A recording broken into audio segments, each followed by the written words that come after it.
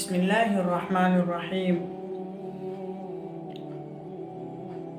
الحمد لوليه والصلاة والسلام على من لا نبي بعده. اما بعد. دوستو، آج کل اس پرفتن دور میں، پرآشوب دور میں، ہمارے معاشرہ میں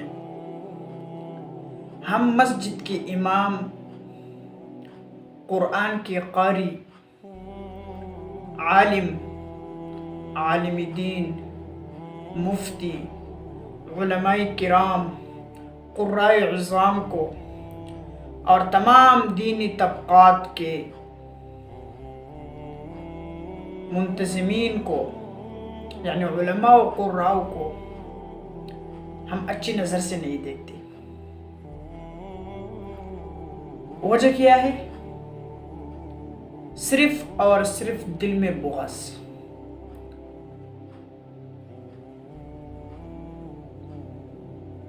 کیا ہمارا یہ فیصلہ ٹھیک ہے کہ ہم علماء کرام سے نفرت کرتے ہیں، قرائے عظام سے نفرت کرتے ہیں، مفتیان کرام سے نفرت کرتے ہیں؟ کیا یہ اسلامی معاشرہ نہیں ہے؟ کیا آپ سے ایک عالم نے، ایک قاری نے، ایک مفتی نے اپنے مفاد کے لیے کچھ مانگا ہے؟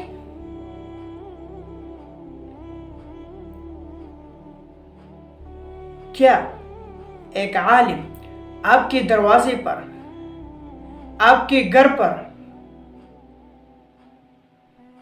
اپنے مفاد کے لیے ایک دفعہ 5 منٹ کے لیے بھی آیا ہے؟ یہ ہم نہیں سوچتے۔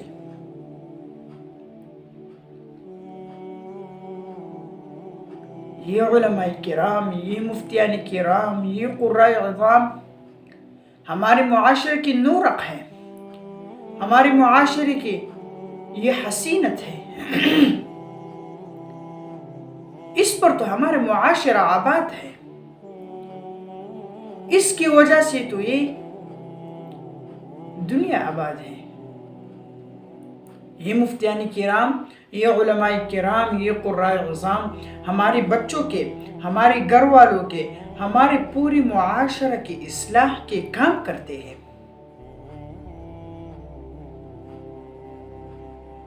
دن و رات صرف اس میں وہ ڈوبے رہتے ہیں، ہر وقت، ہر ٹائم، اینی ٹائم یہ سوچ اور غم و فکر میں ہوتا ہے کہ ہمارے معاشرہ کس طرح ٹھیک ہوگا، ہمارے محلہ کے لوگ کس طرح قرآن کریم پڑھائیں گے، کس طرح وہ مسجد میں آئیں گے، کس طرح وہ علم دین سکھائیں گے۔ اور ہم لوگ اس کو نہیں دیکھتے۔ ہمارے ساتھ علماء و قراء و مفتیان کا واسطہ ماں کی گود سے شروع ہوتا ہے۔ جب بچہ پیدا ہوتا ہے تو اذان دینے والا کون ہوتا ہے؟ لوگ کہتے ہیں کہ کسی قاری کو بلاؤ، کسی عالم کو بلاؤ، کسی مفتی کو بلاؤ کہ وہ آئے اور بچے کے کان میں اذان سنا دے۔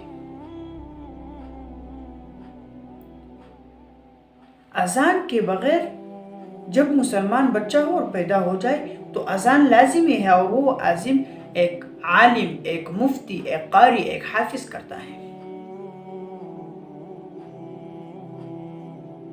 آج جب تو مسلمان ہے تو تمہارے کان میں اذان کس نے دیا تھا؟ یہ تو بھی ایک عالم تھا، یہ تو بھی ایک قاری تھا، ایک حافظ تھا، ایک مفتی تھا۔ اور جب نکاح کا مسئلہ آ جاتا ہے، نکاح کا، تو نکاح بھی عالم مفتی پڑھاتا ہے۔ اگر ہم اپنے آپ پر اتنا بھروسہ رکھتے ہیں کہ جب بچہ پیدا ہو جائے تو اذان بھی میں دوں گا، جب نکاح کا وقت آ جائے تو نکاح بھی میں پڑھاؤں گا، ہاں، جب مر جائے تو جنازہ بھی آپ کے اوپر امام کرتا ہے. وہ بھی ایک عالم ہے، وہ بھی ایک مفتی ہے، وہ بھی ایک حافظ ہے، وہ بھی ایک قاری ہے. کیا ہم نے یہ سوچا نہیں کہ ہم بھی نہیں مرتے؟ موت ہر انسان پر آنی ہے. ہر انسان یہ موت کا ذائقہ چکھا لے گا. کل نفس ذائقۃ الموت. ہر زندہ سر جس کے بدن میں روح ہے اس کو موت آئے گا، یہ پکا یقین ہے. جنازے پر بات ختم نہیں ہوئی. جب قبر میں رکھ کر اس کے اوپر مٹی ڈال دیتے ہیں تو سورۃ البقرہ کا پہلا اور آخری رکوع وہ بھی ایک قاری، ایک حافظ، ایک عالم، ایک مفتی پڑھتا ہے. جب مکمل کام ختم ہو جائے تو شروع سے لے کر آخر تک آپ کی ذمہ داری، آپ کے غم و فکر صرف اور صرف ایک امام، ایک عالم، ایک قاری، ایک حافظ کرتا ہے. اور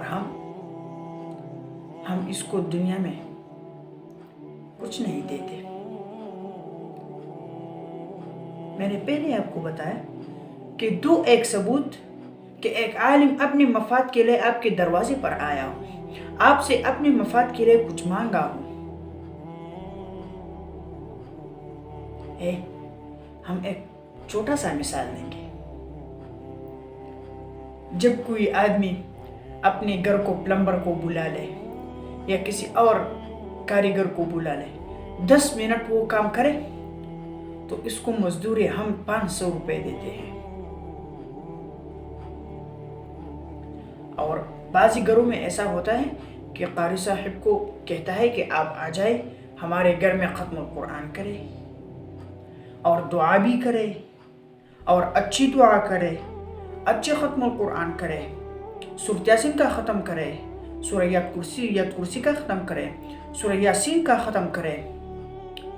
پھر جب وہ جاتے ہیں تو کہتے ہیں کہ قاری صاحب اللہ آپ کو اس کا جزائے خیر دے. اللہ تو جزائے خیر دے گا، لیکن آپ کیا یہ اچھا ہے؟ ہم یہ نہیں کہتے کہ علماء کو دو، قراء کو دو، لیکن اس کی عزت کرو. اس کی عزت ایک مزدور کی حیثیت سے کم مت کرو. ایک مزدور کی حیثیت وہ کیا ہوتا ہے اور ہمارے عالم کا کیا ہوتا ہے. یہ ہمارا عالم، قاری، مفتی، حافظ ہمارے بچوں کو 4 گھنٹے، 3 گھنٹے، 2 گھنٹے رب العالمین کا کلام سکھاتا ہے. اور جب وہ قاری کہتا ہے کہ فیس، ہم کہتے ہیں یہ پیسوں میں کیا کرے گا. قاری پیسوں پر کیا کرتا ہے، عالم پیسوں پر کیا کرتا ہے، مفتی پیسوں پر کیا کرتا ہے. کیا یہ قاری، عالم، حافظ، مفتی اس کے دل نہیں ہے؟ اس کے خواہشات نہیں ہے؟ اس کی کوئی ضرورت دنیا نہیں ہے؟ بات ہمارے معاشرہ میں بالکل 0% پر آ گئی ہے. یہ دنیا کا اصول نہیں ہے. یہ دنیا جب آباد ہے تو علماء کرام یہ دنیا جب آباد ہے، آج یہ دنیا آباد ہے تو یہ علماء کرام کی وجہ سے آباد ہے، مفتیین کرام کی وجہ سے آباد ہے، قراء عظام کی وجہ سے آباد ہے، حفاظ کرام کی وجہ سے آباد ہے. یہ ہماری دنیا کا غمخوار ہے، یہ ہماری زندگی کا غمخوار ہے.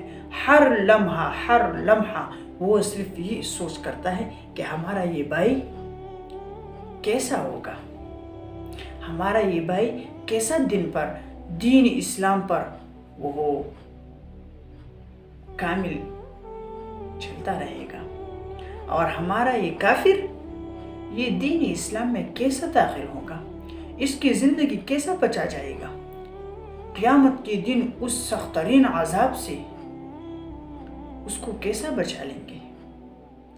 اور ہمارا جو رویہ اس کے ساتھ ہوتا ہے وہ انتہائی قابل دید قابل افسوس ہے۔ لہٰذا اپنے علماء کرام، مفتین کرام، قراء نظام، حفاظ کرام سب کا احترام کرنا ہم پر واجب ہے۔ رب العالمین عمل کا توفیق عطا فرمائے۔